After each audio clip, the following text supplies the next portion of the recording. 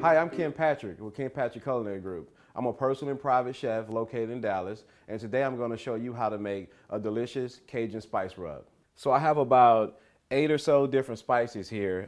Pretty much you may have these at home already in your pantry that you can use. The first one is cayenne pepper. We're going to put this in a bowl, okay? Small mixing bowl, some black pepper. We're going to put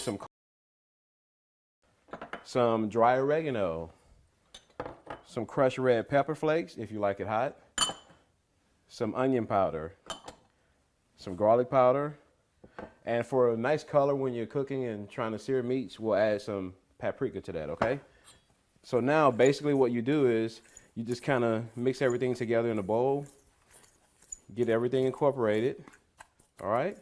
Break up any lumps that you may have in there, and basically you can keep this stored in your cabinet at home for up to 2 months in an airtight container, just like this, all right?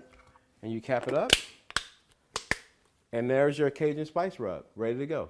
I'm Ken Patrick with Ken Patrick Culinary Group, and I've just showed you how to make a delicious Cajun spice rub.